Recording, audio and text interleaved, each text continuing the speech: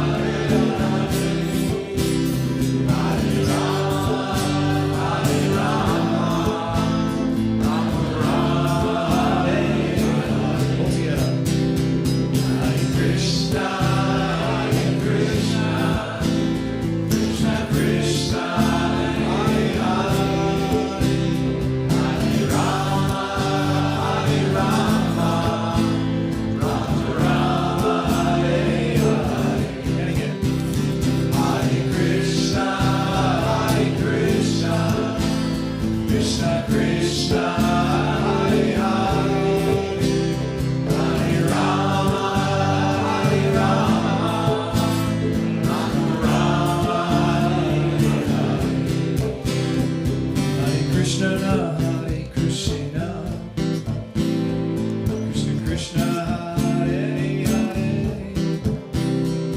Hare Rama, Hare Rama, Rama Hare Hare, Hare Krishna, Krishna Krishna, Hare Hare, Hare Rama, Hare Rama,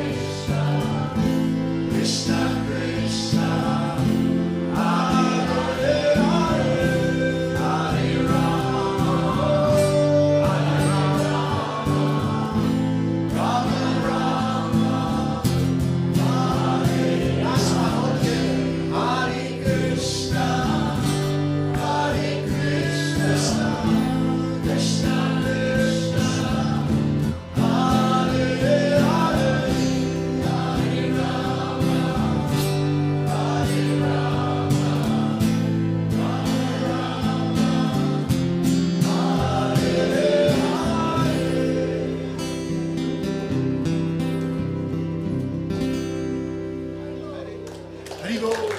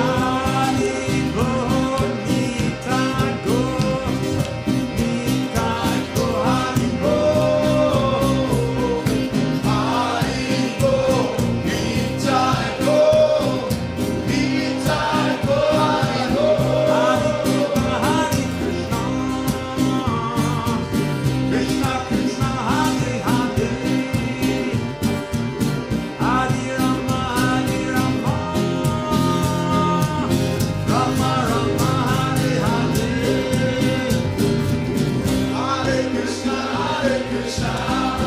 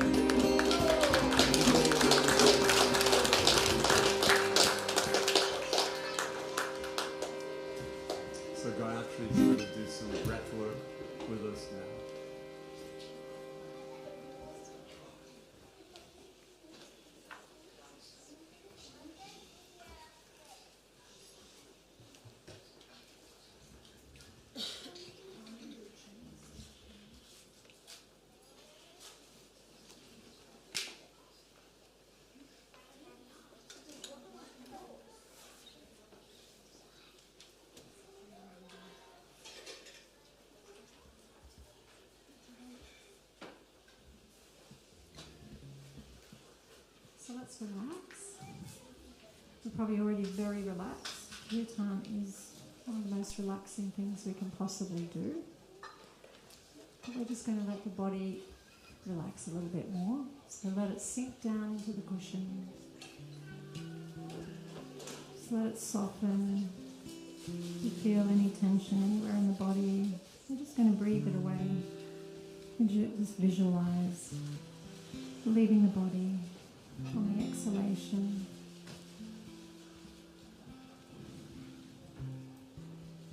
So each exhale takes us a little deeper into relaxation.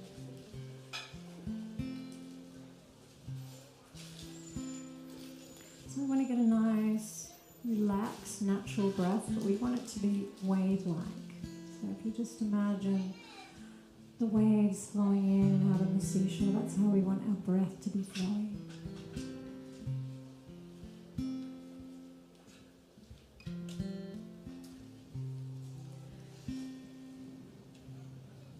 Just let the body sink deeper and deeper into the cushion with every breath.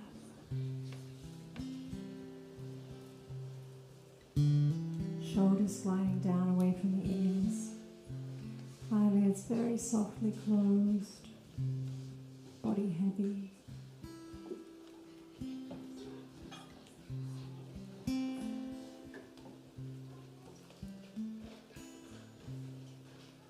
While we're in this nice relaxed state, I'm going to read a little excerpt.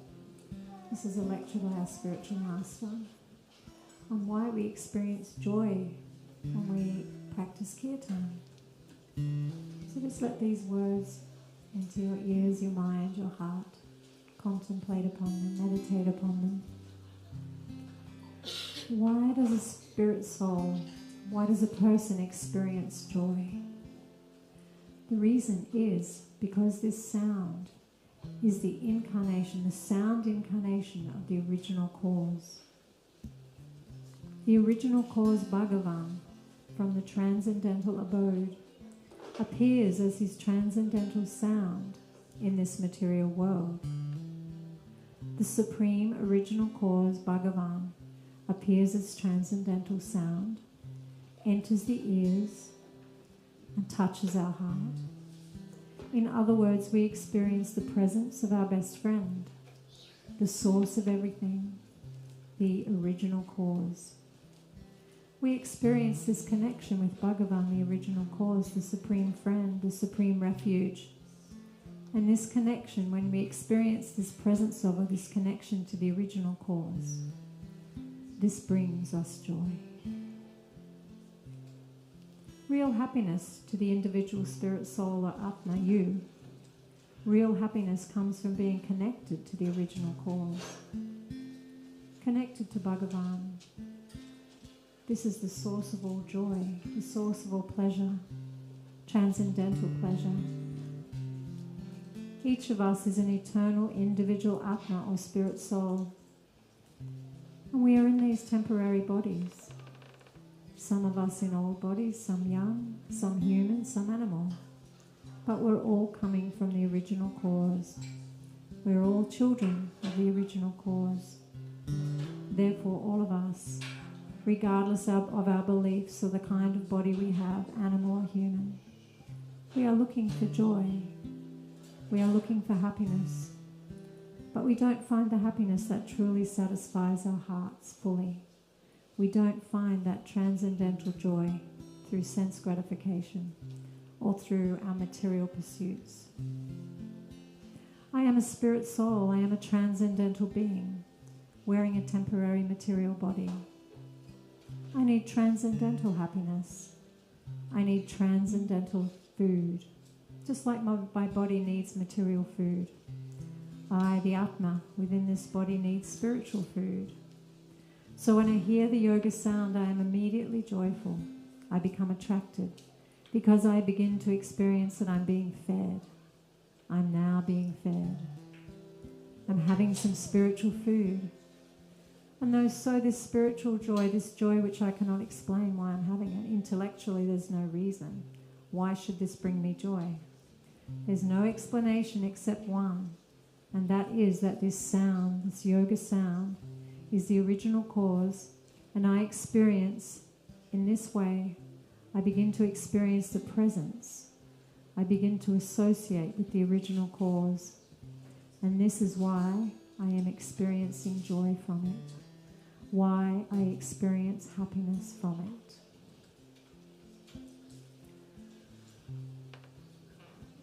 So anyone who's coming to kirtan regularly will all vouch for the joy it brings to our hearts, to our lives. The more we do it, the more joyful we become. So we're going to add now a yoga sound, Gauranga, to our breathing. So as we inhale, we're going to say it within the mind, and as we exhale, we'll say it out loud for the full breath, drawing it right out for the whole length of your exhalation. And we say the mantra in 4 syllables, Gaur, Ra, Ang, Ga. We'll do a couple of inhales and exhales together, just to get into a rhythm before we add the mantra, but I'll guide you through.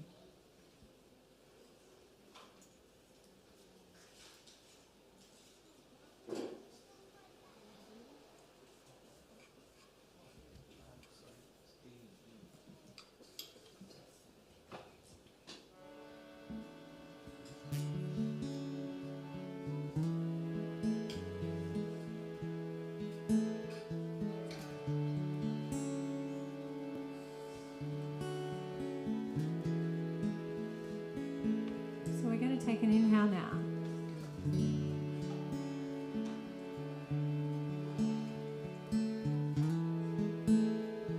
And we exhale now.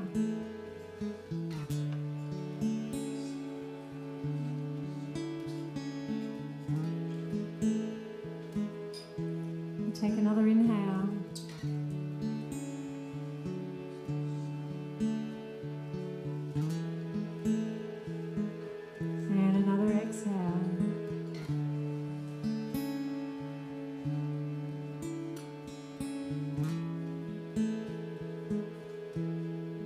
Take an inhale, and in this next exhale we're going to add that mantra. We'll exhale now.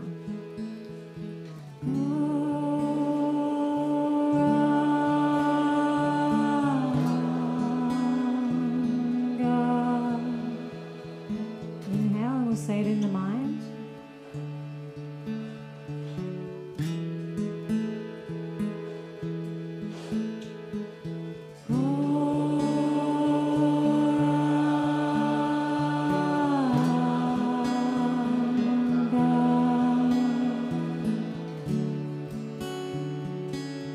Feel the vibration throughout your body.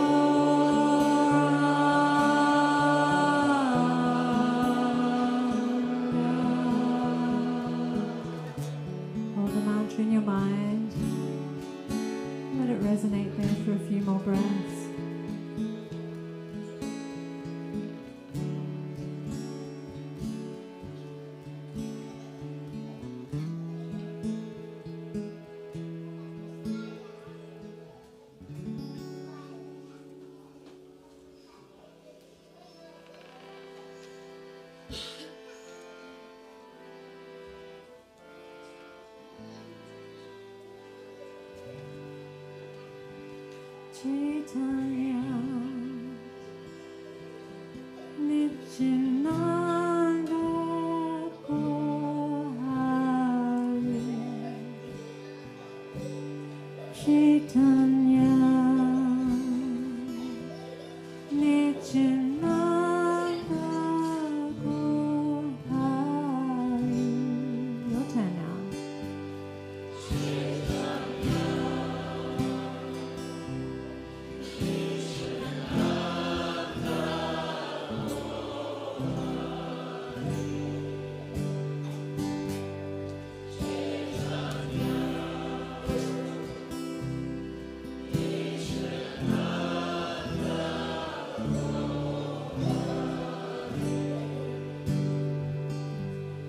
Chaitanya Nityananda Kohari Chaitanya Nityananda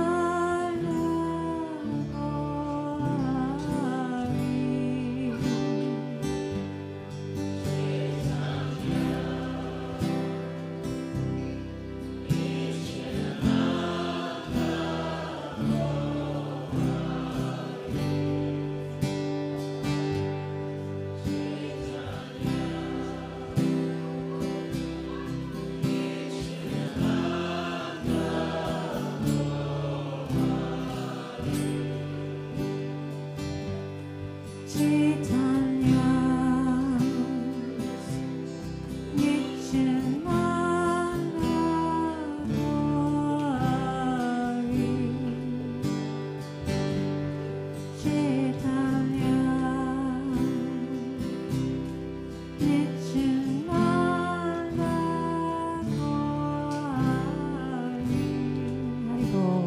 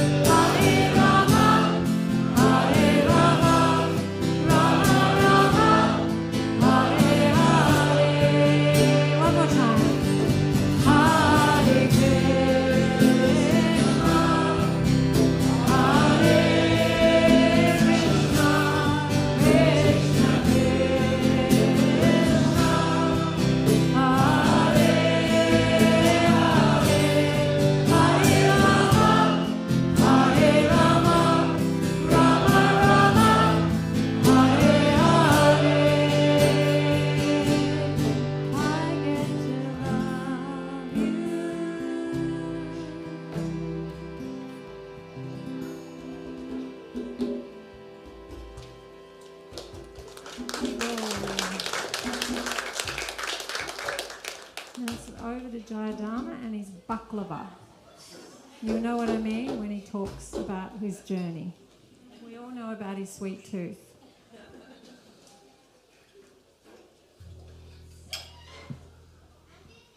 Namaste, everybody. Please accept my respects. This is definitely going to be a very much a summary version, an abridged version of this story. Like most of us, I went to school, and I spent the majority, the bulk of my time at school in the Catholic education system. Yeah? Initially with the nuns, yeah? And then when I got a little bit older, I went to a fancy kind of school that was run by brothers, which brothers are sort of a teaching order. They're kind of like the male version of the nuns that had habits. And anyhow, I spent a long time there, yeah, under their care, and they were pretty nice guys. They were pretty nice to me, yeah. And part of the whole education in that system is that, you know, one period a day, whatever that is, you know, when you're a kid, it's maybe 20 minutes. You get a bit older, it's like maybe half an hour, whatever.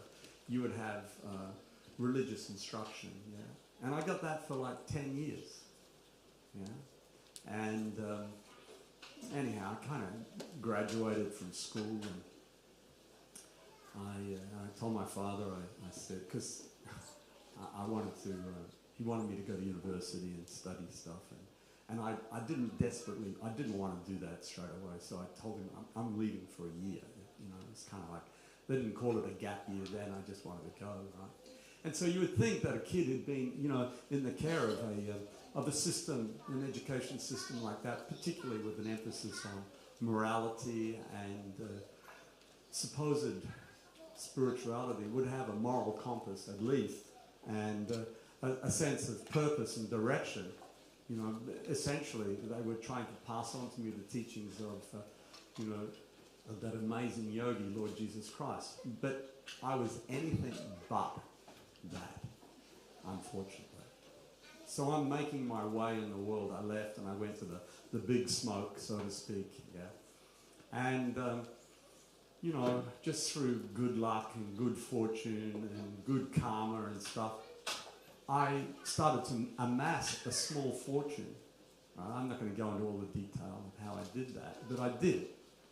And so by the age of about 20, 21, I had all the trappings that you get with money. Yeah, you know, I had sports cars and fancy clothes and fancy places to live, and I had a very, very beautiful, caring, sweet girlfriend. But unfortunately, festering under that facade of so-called, inverted commas, success was a very lonely, very empty guy, me. Yeah. And that loneliness and that emptiness started to manifest in all sorts of bad habits. Right? All sorts of bad habits, but particularly, and this is really strange, I thought, particularly around food. You know, I started eating more than I needed to, and other things, drugs and all the, you know, the common culprits, etc., right? And I used to work of an evening, and I used to, actually, I worked in this incredibly swanky kind of restaurant. I had access to all the finest foods, so to speak, and wines and stuff. It was a real hipster joint, yeah? And the money was just like unbelievable. Everybody who was anybody in that city, Sydney, came there, yeah? And anyhow, so, you know, typically, we'd finish work around about midnight, 1 o'clock in the morning sort of stuff, and I'd drive home in my fancy little sports car.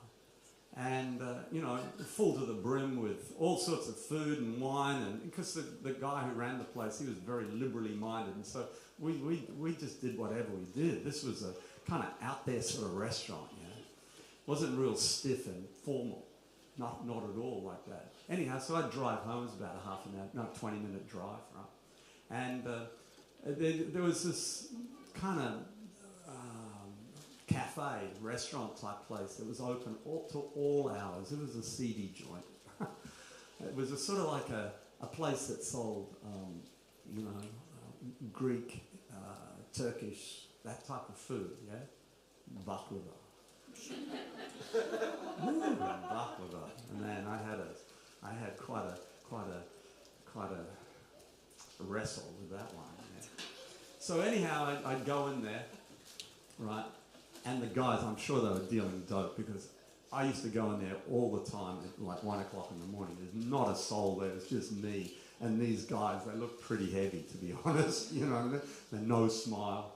You know, no bedside manner at all, man. There's your coffee. There's your baklava. Thanks. Give me your $5 or whatever it was. Right?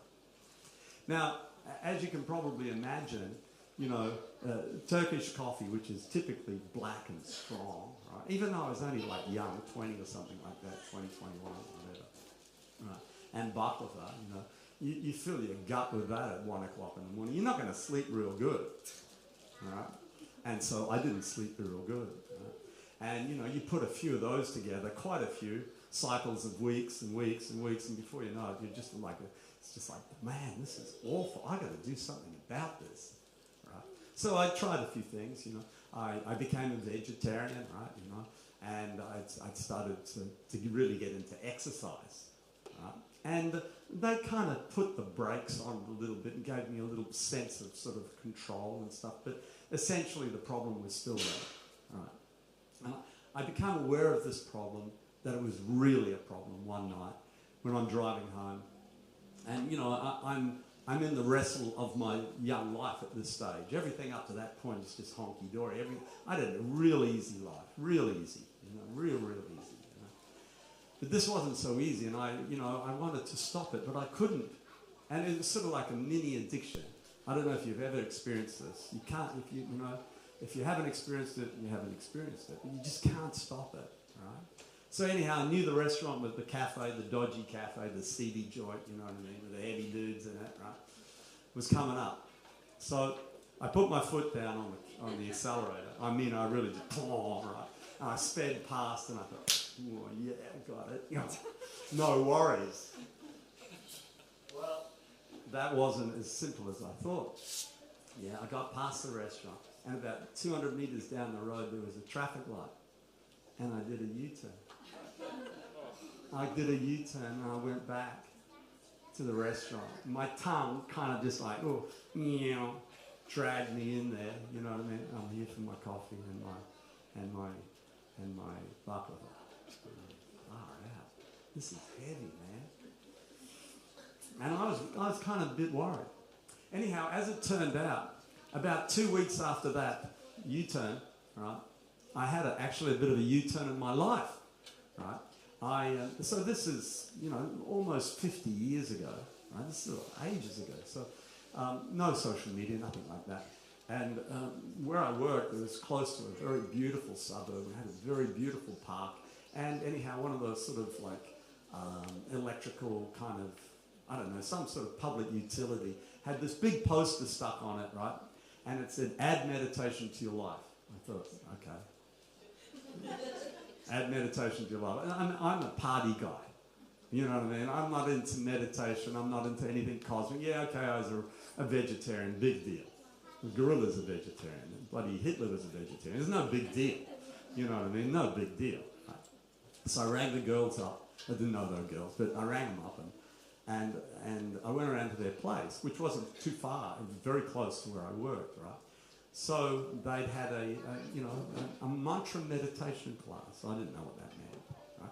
But the lady who answered the phone was pleasant, right? And so I went around, and there was a whole house full of yogis in this really big, beautiful house, right? But the two women, who were only a couple of years older than me, they were the ones that were running the class, right? So I go in, and there's another young guy about the same age as me. We go in, we have the class, and the girls, you know, they were very pleasant.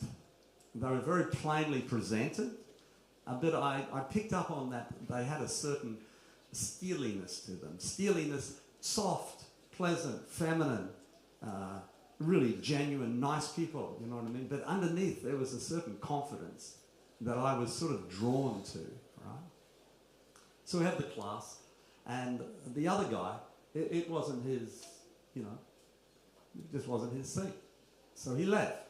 So it was just the two girls and myself, right? And these two women are still very, very close friends of mine, very close friends of mine, right? And so the whole household too, you know.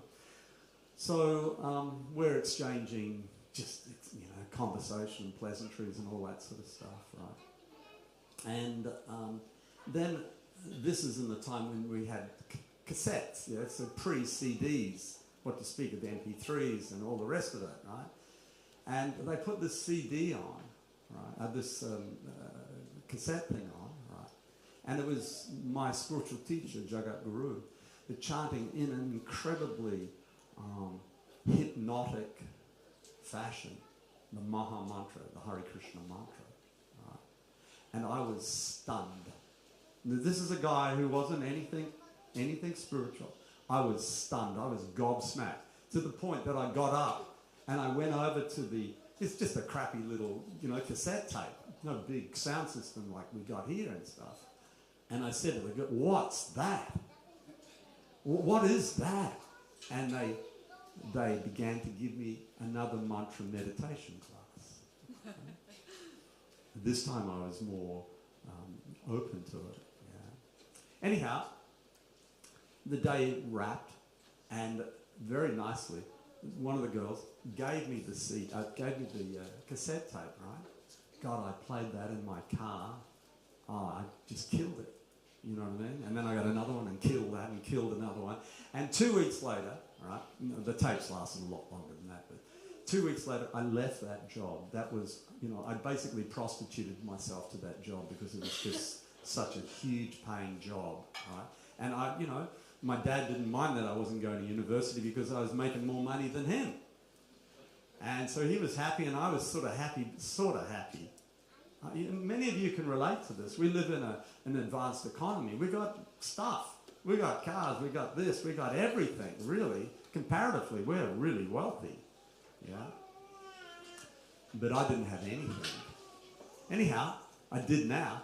I had my cassette and I had my newfound friends. I'd made a bit of a U-turn. Not that I really knew it like that, you know. I didn't know it to be like that, right? And so I left the job and I got this crappy job in a health food store. It was great. A tenth of the pay, about a tenth of the pay, right? But it was easy. It was really, really easy. And so I had plenty of time to practice mantra meditation. I learned to practice it on beads. I listened to it constantly in my car and at home, right? And I became very close friends with that household of yogis. Right? And I used to go to their place. We didn't have a fancy center like we got now. It was a sort of a household thing, yeah? And we used to have kirtans there 2, 3, sometimes more times a week. And, oh man, it was great. It was fantastic for me. I just loved it. And of course, as I enjoyed it, as I developed friendships with these people, I started to actually, you know, apply my intelligence to the philosophy that sits behind this, right? I just want to make the point, you don't have to be into the philosophy to enjoy it or to benefit from it, but I was just a bit inquisitive, right? And I started to learn that this physical body that I'm wearing is not me. You think, well, what do you mean by that? Well, it's constantly changing. It's giving up atoms all the time. I mean, in a day, they estimate, I don't know how they come to this estimate, but, you know, the brain's greater than mine, estimate that we exchange 300 billion cells a day through, you know, ingesting and digesting and excreting and sweating and, you know, all of that stuff.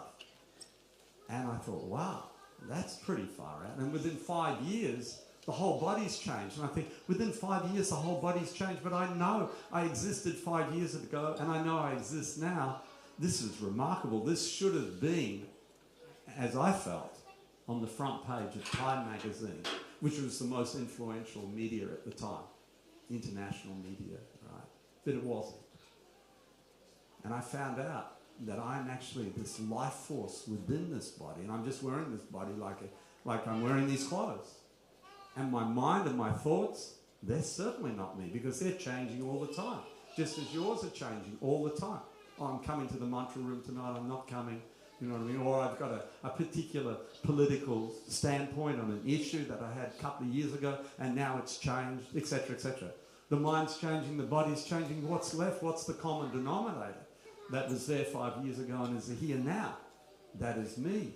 Right? I'm learning this and I'm thinking, wow, this is fascinating. And I'm still chanting and I'm digging it. And by the way, those bad habits, right? I stopped going to see those CD guys at 1 o'clock in the morning. And I didn't eat baklava for, oh wow, a long time. You know what I mean? And, you know, so those habits, those bad habits started to sort of dry up, just like a sore dries up on your skin. And before I knew it, wow, I don't do that stuff any longer. I don't do it. I found out that the soul, the life force me, the living being wearing this body, actually has needs. And I wasn't addressing them. I wasn't satisfying those needs. And those needs started to be expressed through, you know, the senses. I was trying to fill the needs of the soul through the tongue, right? Or, you know, whatever. People do this all the time. They do it all the time. You know, you try to, you know, they overeat or they over-scroll or they overwatch TV or they stay too busy at work. You know, anything but face the stark reality that I'm actually pretty lonely and I don't like it, so I'll stay busy. I'll go to the gym. I'll get into this. I'll get into that. And we're sort of like, you know, we're like huge vacuum cleaners, you know, just sucking stuff, sucking people, sucking experiences and all this sort of stuff, right? So I'm starting to chant and I'm starting to read and I'm starting to understand things and I'm starting to feel more relaxed. Yeah, that's the first thing. Most people are just pretty happy, just dumping all their stress in a sort of a yoga meditation environment. But there's so much more to it, right? And the next step, you start to feel satisfaction, fulfillment.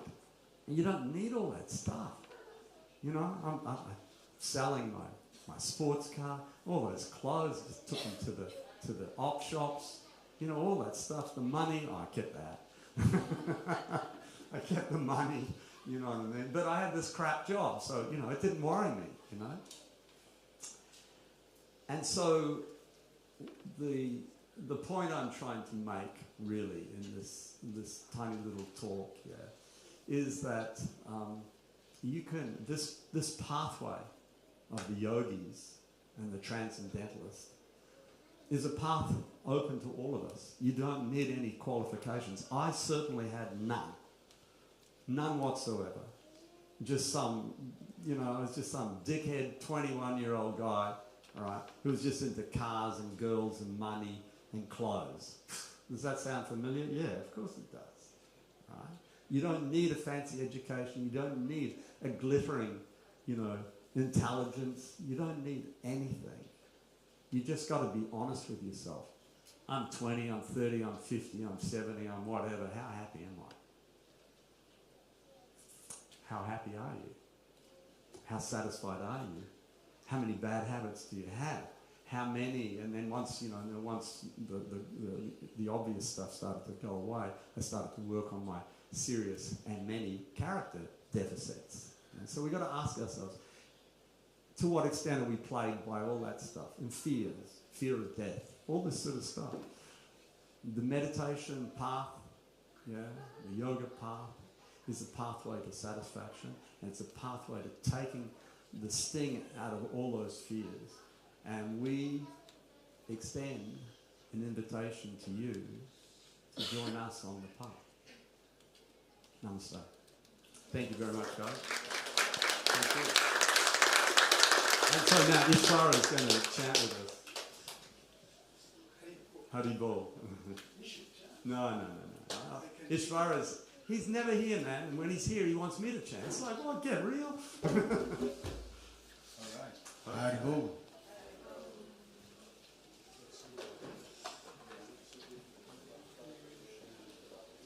Oh, okay.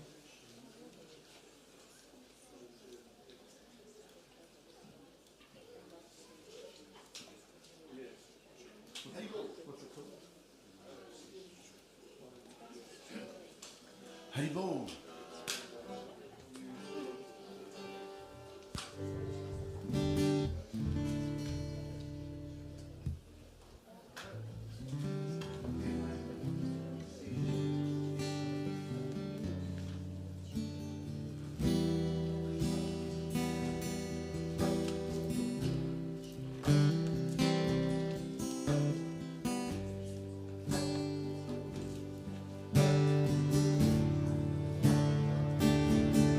Hare Krishna,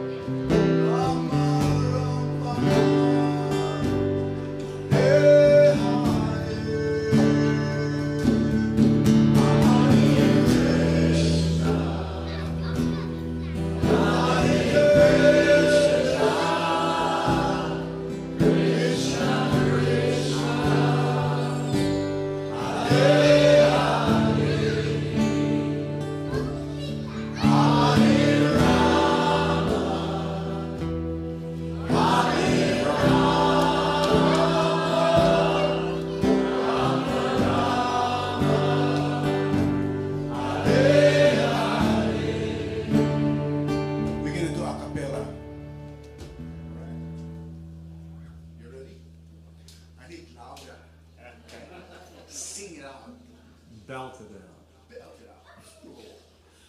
1, 2, 3. Hare Krishna.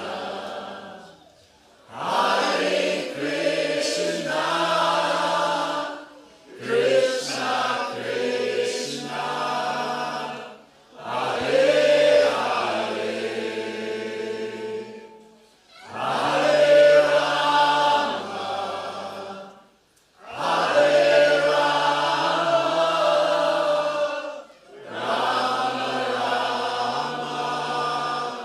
Hare one more. Hare Krishna. Hare Krishna. Krishna Krishna. Hare Hare. Hare Rama.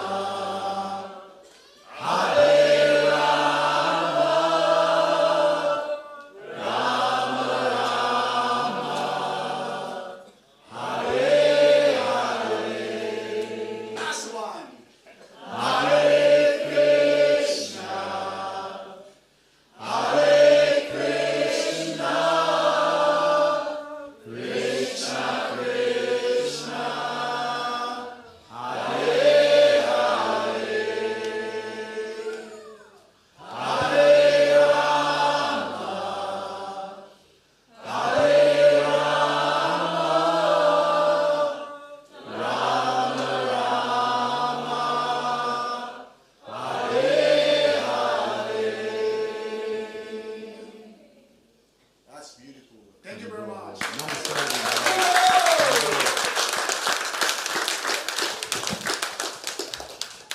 Hari Bol.